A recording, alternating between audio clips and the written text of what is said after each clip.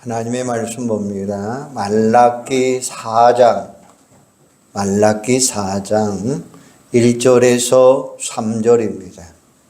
말라기 4장 1절에서 3절 말씀 같이 보겠습니다.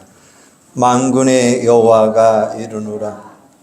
보라, 용광로 불같은 날이 이르르니 교만한 자와 악을 행하는 자는 다 지푸라기 같을 것이라.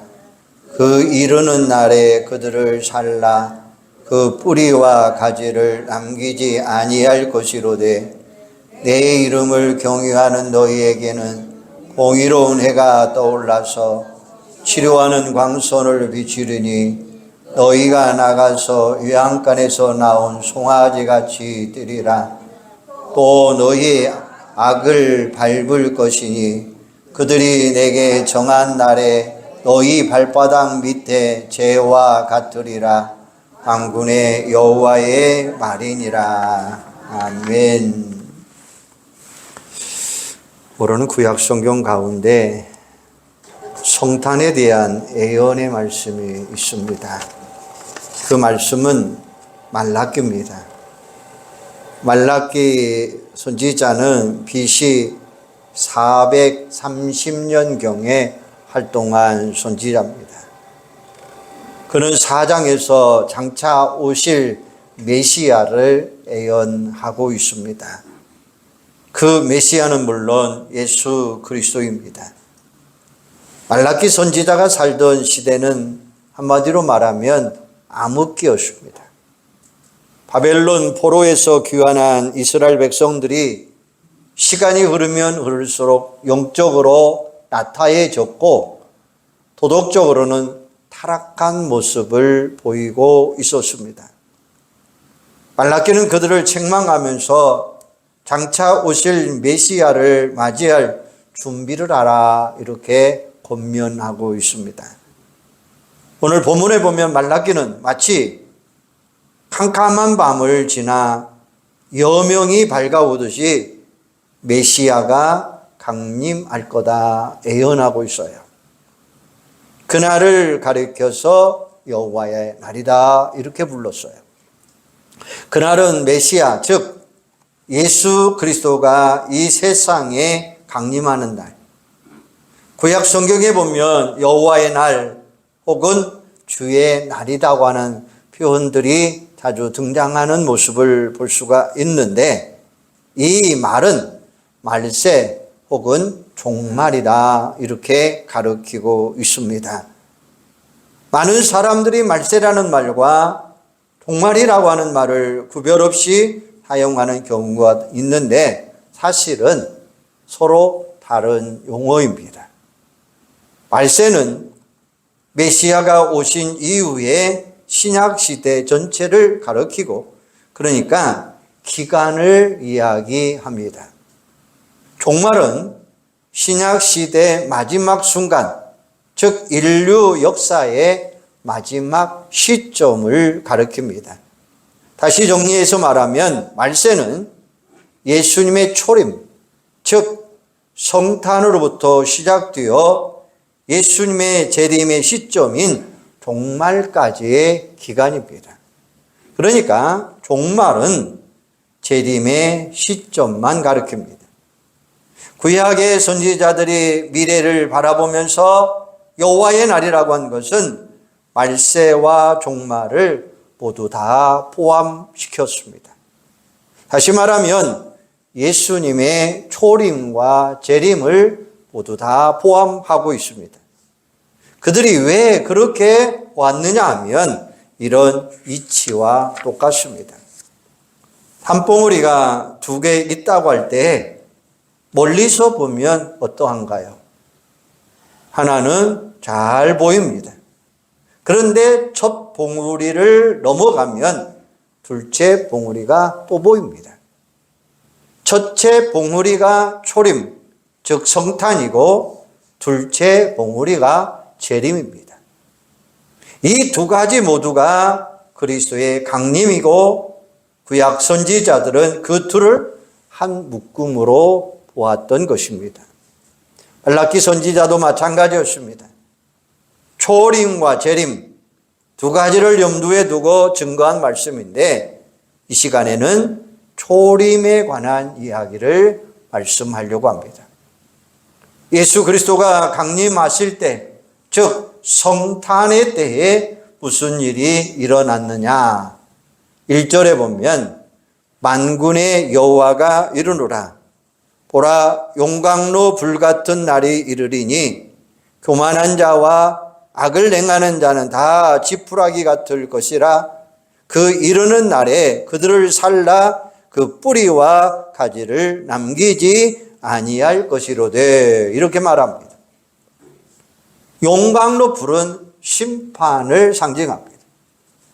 그때 악인은 지푸라기 같이 다 타버린다는 거예요. 뿌리와 가지 모두가 다 타버릴 것이에요.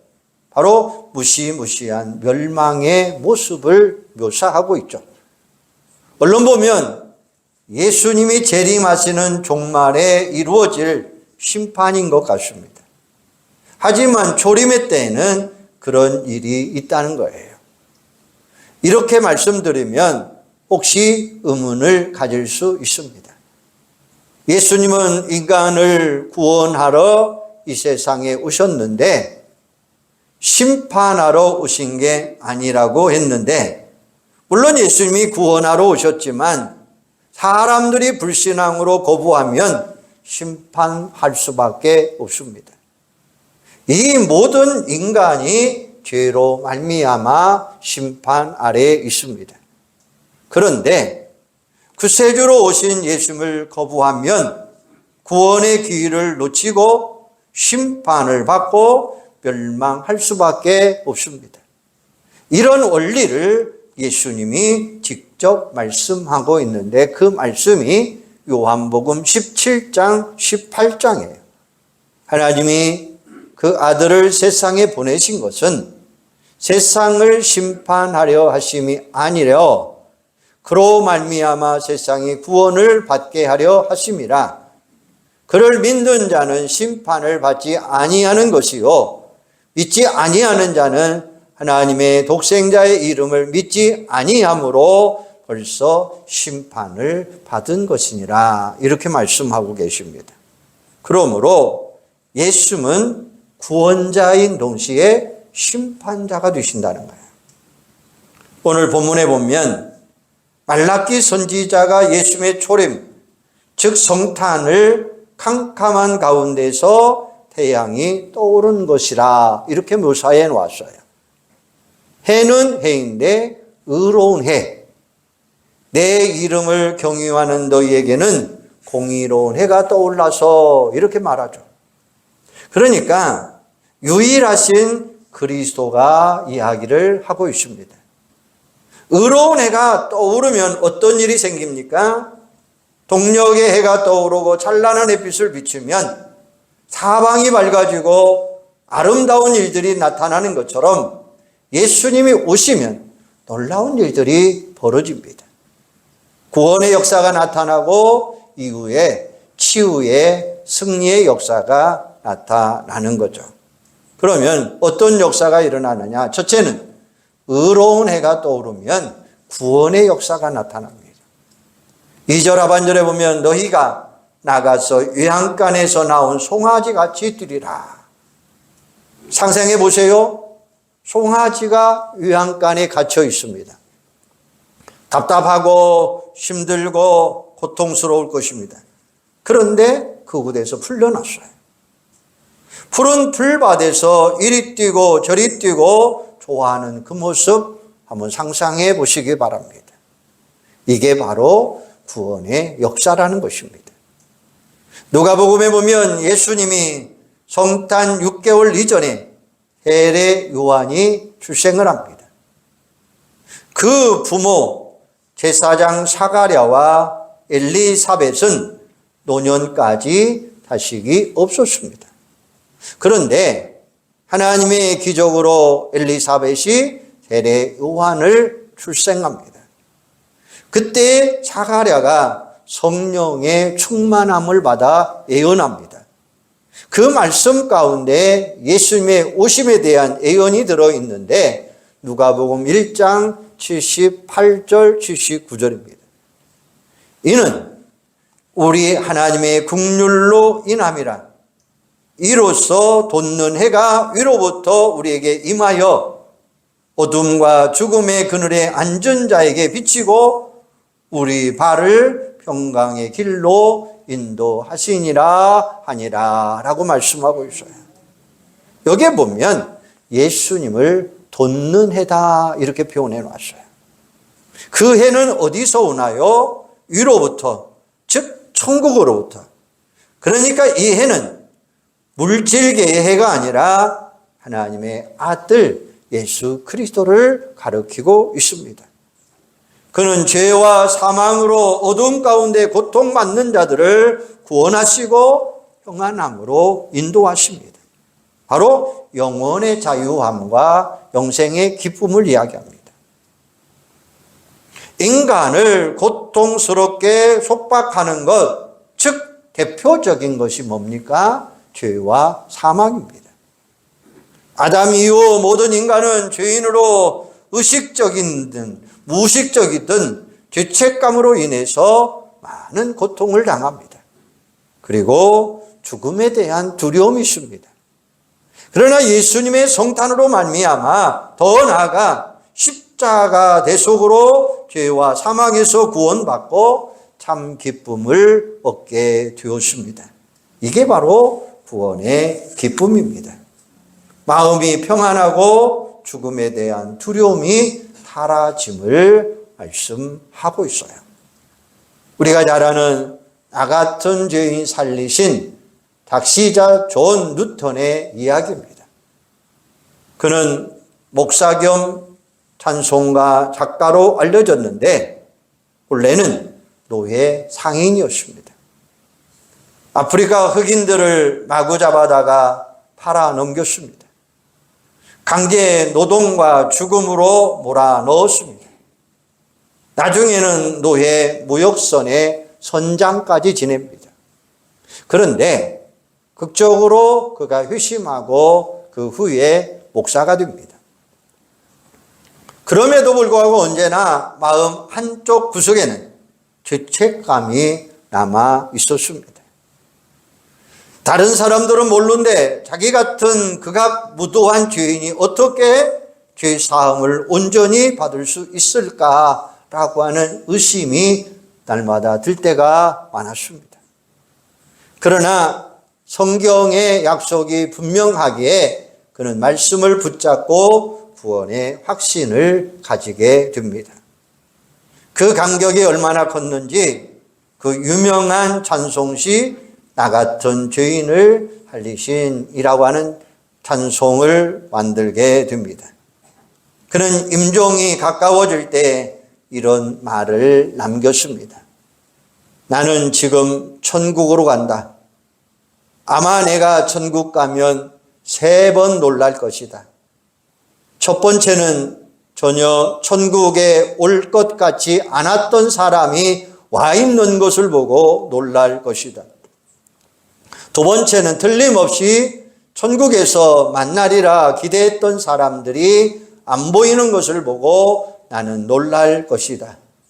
세 번째, 나 같은 죄인이 그 자리에 와 있는 것을 보고 놀랄 것이다 라는 말이었습니다. 사랑하는 여러분, 사도 바울도 마찬가지예요. 과거에는 예수를 거부하고 오히려 예수 믿는 자들을 핍박했습니다. 그리고 예수 믿고 난 후에 구원받은 기쁨을 체험하고 그는 이렇게 설명을 합니다. 로마서 8장 1절 2절입니다. 그러므로 이제 그리스도 예수 안에 있는 자에게는 결코 정죄함이 없나니 이는 그리스도 예수 안에 있는 생명의 성령의 법이 죄와 사망의 법에서 너를 해방하였습니다. 할렐루야. 여러분, 하나님의 아들이신 예수님이 도대체 뭐가 아쉬워서 우리 인간으로 오셨나요? 그것도 가장 낮고 천한 목수의 아들로 베들레헴 시골 동네에서 방한간도 얻지 못하고 마구간에서 태어나셨을까요? 인간이 되셔야 인간의 죄를 대속함으로 영원한 사망에서 구원할 수 있기 때문이었습니다. 예수님은 십자가에 달려 피 흘려 죽기 위해 성탄하셨습니다. 바로 성탄이라고 하는 것은 십자가 전체를 이야기하는 거죠. 많은 사람들이 맥도 모르고 기쁘다 구주 오셨네 노래하고 메리 크리스마스라고 인사합니다. 성탄이 기쁜 이유는 십자가 구원의 기쁨이 있기 때문입니다. 우리는 너무 기쁘지만 희생하신 예수님을 생각하면 우리는 송구스럽기 짝이 없을 것입니다. 그러나 구원, 이보다 더 큰 기쁨은 없습니다. 이 세상 살아갈 동안 영생의 기쁨을 맛보시고 언제 죽어도 천국 들어갈 수 있던 당당한, 담대한 믿음 가지고 구원의 확신을 가지는 여러분들이 되기를 주님의 이름으로 축원합니다. 오래전 한 잡지에서 한 청년이 쓴 수기가 있습니다. 군 복무 시절 전방수색대에서 근무를 하는데 어느 날 평소처럼 수색을 합니다. 한참 수색을 벌리는데 갑자기 군화에 뭐가 걸리는 것 같이 느껴졌습니다. 분명히 철제 물건인 것이었습니다. 교육받은 대로 판단해 보건대 지리가 틀림이 없었습니다. 사색이 되고 식은땀이 흘립니다. 자칫 잘못해서 지리가 터지면 자신도 죽고 모든 수색대원들이 죽습니다. 겁에 질려서 크게 소리치지도 못하고 작은 소리로 지리야라고 소리쳤습니다. 그러자 주위에 있던 수색대원들도 사색이 됩니다. 즉시 무전으로 상관에게 보고했고 부대 전체에 비상이 걸렸습니다. 지리 제거반이 득달같이 달려옵니다. 조심스럽게 지리를 제거하는데 이상이 있습니다. 이윽고 지리 제거 작업을 하던 하사관이 이렇게 말합니다. 야 이놈아, 지리가 아니라 깡통이다 라고 이야기합니다. 그래서 지리 소동은 결국 해프닝으로 끝나게 됩니다. 부대장이 화가 나서 그 병사에게 온종일 군장으로 연병량을 돌도록 명령을 합니다. 얼마나 힘들었겠습니까? 그런데 그 청년의 수기는 이렇게 끝을 맺습니다. 그날 나는 하루 종일 혼자서 희죽거리며 연병량을 도왔다. 왜냐하면 기분이 정말 상쾌했다. 이런 내용이었습니다. 사랑하는 여러분, 무슨 말씀입니까? 죽다 살았는데 연병장 도는 것이 무슨 문제가 있겠습니까? 구원의 확신을 가지는 것도 마찬가지입니다. 우리가 정말 천국과 지옥의 실제를 믿습니까? 그렇다면 구원받았다는 사실이 얼마나 큰 감격입니까? 세상 살면서 겪는 웬만한 문제는 문제도 아닐 것입니다.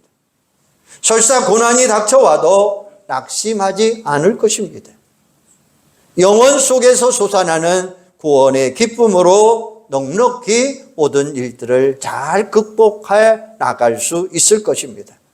아무쪼록 이번 성탄절 의로운 해가 떠오르시는 예수 그리스도로 인해서 구원의 큰 기쁨으로 충만한 역사가 일어나기를 주님의 이름으로 축원합니다.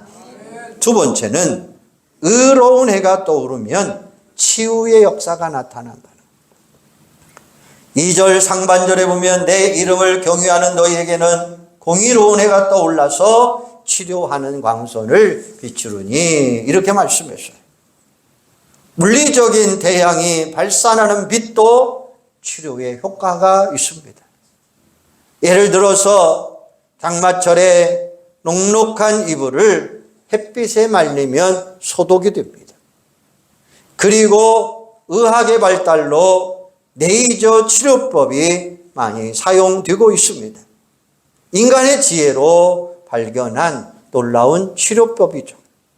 그렇다면 의로운 해가 되시는 예수 그리스도로부터 나오는 광선은 얼마나 강력한 치료의 광선이 될 수 있을까요? 실제로 예수님이 이 땅에 계실 때에 수많은 병자들을 치유해 주셨습니다. 예나 지금이나 사람들은 많은 질병으로 시달립니다. 예수님은 각종 병, 육신의 병, 마음의 병을 치유해 주셨습니다. 마태복음 4장 23절에 보면 예수님이 온 갈릴리에 두루 다니사 그들의 회당에서 가르치시며 천국 복음을 전파하시며 백성 중의 모든 병과 모든 악한 것을 고치시니 그의 모든 소문이 온 수리아에 퍼진지라. 사람들이 모든 앓는 자 곧 각종 병에 걸려서 고통당하는 자, 귀신 들린 자, 간질하는 자, 중풍병자들을 데려오니 그들을 다 고치시더라. 할렐루야. 그러니까 예수님은 종합병원 원장이십니다. 모든 것을 치유하시는 원장님이 되신다는 거예요.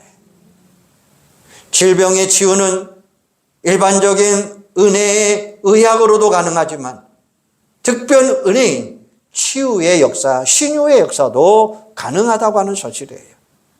그러므로 우리는 의학도 사용하지만 예수님이 비춰주시는 치료의 광선으로 치유만 받는 역사가 일어나기를 주님의 이름으로 축원합니다. 할렐루야 교회 김상복 원로 목사님의 저서에 나온 이야기입니다. 그는 미국에서 신학교 교수를 하고 목회하다가 귀국해서 목회와 신학교 사역을 통해 한국교회에 크게 사역하고 존경받는 목사님이셨습니다. 그가 귀국할 때 이런 일이 있었답니다. 미국에 있는 그를 한국으로 모셔오라고 찾아오는 사람들이 너무나 많이 있었습니다. 본인은 별로 생각이 없었는데 관건에서 고민이 됐고 그로 인하여 심신이 매우 아팠습니다. 눈도 어두워지고 귀도 잘 들리지 아니하고 목소리도 잘 나오지 않았어요. 살이 아플 정도로 육체의 고통이 심했습니다. 귀로하다가 도비차 영국에 가서 1년을 지나는데 그때 놀라운 일을 경험하게 됩니다. 성찬 예배에 참석했는데 그 문제를 온전히 하나님께 맡기고 기도합니다. 그러던 중 성찬을 받는데 눈물이 나기 시작하며 마음에 평안이 찾아왔고 입술에서 절로 찬송이 나오기 시작을 했어요. 신기하게도 그렇게 몸이 아팠던 몸이 깨끗하게 치유받는 역사가 일어났다고 하는 사실이에요. 바로 성찬을 통해서 예배 가운데 하나님의 역사가 임하게 된 줄로 믿습니다. 그로부터 몇 달 동안 집중적으로 기도하는데 아주 신기한 일이 일어났어요. 그 신기함은 한국으로 돌아가자는 이야기였습니다. 그래서 귀국을 하게 됩니다. 아무쪼록 이번 성탄절에는 의로운 해가 되시는 예수님을 의지함으로 몸도 마음도 치유함 받고 강건하게 되는 역사가 일어나기를 주님의 이름으로 축원합니다. 세 번째는 의로운 해가 떠오르면 승리의 역사가 있다라는 사실이에요. 또 너희가 악인을 밟을 것이니 그들이 내가 정한 날에 너희 발바닥 밑에 재와 같으리니 만군의 여호와의 말이니라 라고 말씀합니다. 우리가 구원받은 하나님의 자녀가 됐지만 이 세상을 살아갈 동안은 많은 어려움이 있습니다. 주일에 악한 일들도 행합니다. 원수 마귀는 온갖 시험으로 우리를 공격해 옵니다. 그 가운데 때로는 낙심하고 절망합니다. 그러나 말라기 선지자는 하나님의 약속으로 분명히 선언합니다. 발바닥 밑에 재와 같이 악한 것들을 당당히 이기고 승리하리라 이 말씀입니다. 이게 하나님의 약속이죠. 요한복음 16장 33절에 보면 이것을 너에게 이르는 것은 너희로 내 안에서 평안을 누리게 하려 함이라. 세상에서 너희가 환난을 당하나 담대하라. 내가 세상을 이기었노라 라고 말씀합니다.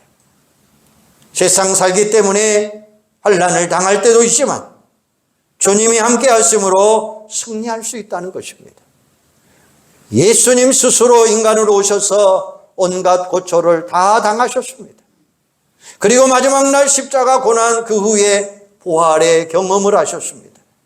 그러므로 주님만 바라보고 주님만 의지하면 어떤 환난 가운데 있더라도 우리는 당당하게 승리할 수 있습니다. 이제 우리의 소망이 확신에 차 있어야 됩니다. 하나님의 자녀가 된 우리에게도 고난이 닥쳐오지만 그럼에도 불구하고 완전한 실패가 아니라 거기에는 결국 승리의 역사가 일어날 줄로 믿습니다. 잠언 24장 16절에 보면 대저 의인은 7번 넘어질지라도 다시 일어나려니와 악인은 재앙으로 말미암아 엎드러지느니라 라고 말씀합니다. 바로 한마디로 말하면 7전8기 의인의 승리를 이야기하고 있어요. 바로 성경의 약속이 신앙 인생의 법칙이라고 하는 말씀이에요. 심지어 우리 그리스도인에게는 죽음이 닥쳐와도 소망이 있습니다. 죽음이 실패가 아니라 영원한 천국으로 향하는 관문이 있다고 하는 사실이에요. 그러므로 죽음조차 영광스럽게 우리는 감사하면서 살아가야 된다는 것입니다. 그래서 잠언 14장 23절에 보면 악인은 그의 환난에 엎드러져도 의인은 그의 죽음도 소망이 있느니라. 정말 그래요. 죽어도 천국 갈 수 있다고 하는 이 소망이 우리에게 있는 줄로 믿습니다. 바로 거기에는 의인의 승리가 있다고 하는 사실이죠. 그러므로 승리하신 예수님을 믿음으로 바라보시기를 바랍니다. 십자가에 죽으셨다가 부활하시고 승리하신 예수님은 사망 권세와 사탄의 권세를 이기시고 승리하신 분이십니다. 그에게 시선이 고정되는데 그게 뭡니까? 그를 의지하면, 그분을 믿으면, 그분을 붙들면 반드시 승리케 하는 역사가 일어날 줄로 믿습니다. 우리가 잘 아는 찬송가, 괴로울 때 주님 얼굴 보라. 괴로울 때 주님 얼굴 보라. 평화의 주님 바라보아라. 세상에서 시달린 친구들아 위로의 주님 바라보아라. 눈을 들어 주를 보라. 내 모든 염려 주께 맡기라. 슬플 때에 주님 얼굴 보라. 사랑의 주님 안식 주리라. 여러분, 의로우신 해 주님을 바라보면 이런 놀라운 승리의 역사가 일어날 줄로 믿습니다. 여러분, 지금 여러분의 삶이 어떤 것입니까? 여러분의 모습이 어떤 모습입니까? 우리에게 얼마나 고난과 고통과 어려운 문제가 있습니까? 개인적으로, 가정적으로, 국가적으로, 건강의 문제, 물질의 문제, 자녀의 문제, 사업과 직장의 문제, 인간관계 문제, 헤아릴 수 없이 너무나 많은 일들이 오늘 우리에게 닥쳐 있습니다. 어찌해야 할 모르는 그런 상황 속에 있을 수도 있습니다. 그러나 우리에게는 의로운 해로 떠오르시는 주님이 나와 함께 하십니다. 각자의 자리에서 최선을 다한다 해도 늘 힘에 부딪히는 우리에게 인생의 전부를 맡기고 인생의 소망을 가지는 우리 예수님은 우리에게 용기를 주시는 줄로 믿습니다. 간절히 기도함으로 하나님이 이루어 주시는 승리의 역사를 체험하는 여러분들 꼭 되시기를 바랍니다. 우리 주님은 우리와 함께 하시는 분이십니다. 우리 주님은 여러분을 붙들어 주시는 분이십니다. 우리 주님은 우리에게 힘과 용기와 소망을 가지도록 도와주시는 분이십니다. 세상 요란합니다. 분주합니다. 그러나 오늘 우리는 성탄을 기다리며 묵상하는 시간 되시기를 바랍니다.